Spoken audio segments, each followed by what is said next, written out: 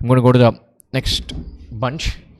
This is on motivation to study. I always get uncomfortable when it comes to motivation. At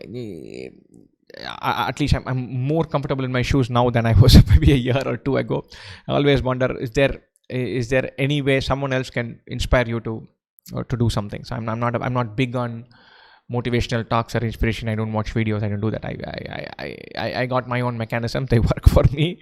I don't think I'm capable of taking any motivational gyan from anybody.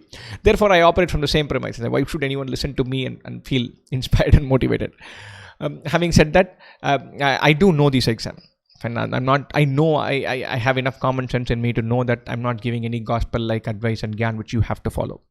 It does help if someone who's gone through the journey say a few pointers. I'm going to try that. And so I scored low in RC. How to prepare for RC in CAT 2010. Don't agonize over questions. Don't agonize over passages.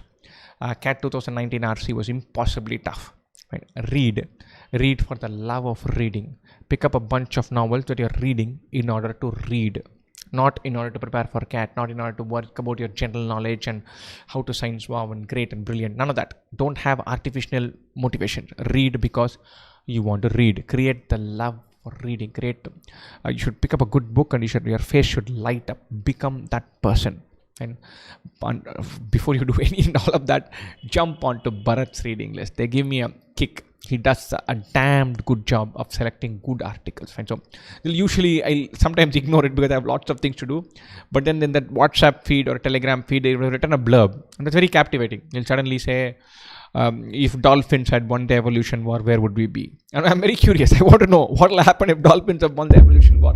Therefore, I'll read that article. So it is fun. You need to say, I will stay curious. I will stay enthused. I'll stay and have that fun element with me and read to death. Your score will improve. I can guarantee that your chances of cracking RC will go up in a straight line if you have a ton of reading behind you. Read that.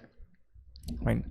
So what should you do? The next question is, should I take up a job even though I plan on doing? You have no business quitting a job, no matter what kind of preparation you're doing.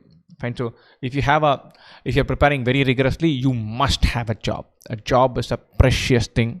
So don't give up on a job, especially the extent to which there's uncertainty in the world. If you have a job, cling on to it, hang on to it. We'll come to a point. My boss, once again, he never tires of saying this. He said, you guys are the pampered lot. Till about 94, 95, if you finished engineering, there was no guarantee of a job. You had to go knock on doors, tell people you would do anything if they paid you, and get a job as an engineer. If you graduated as an engineer up to maybe 1989, 90, 85, 87, any of those eras. And so, and then from 91, 92 onwards, or 92, 90, maybe 94, 95 onwards to 2019, 2017, 18, you do engineering and automatically a job fell in place. And throughout somewhere here, it was not just for engineering, but good commerce degrees, good economics degrees, good finance degrees, good law degrees, you naturally had a job. You came to expect that the job is an entitlement. That era, my friends, one way or the other is coming to an end. And if it's either recession or a giant, very structural downturn in Indian tech sector, India doing a bunch of mild and not so mild economic mistakes, there is no job guarantee for anyone. If you have a job and you're whining about it, you speak to 5 people who are looking to prepare for CAT without a job, you'll go and go tell your boss that you love him or her and hang on to your job.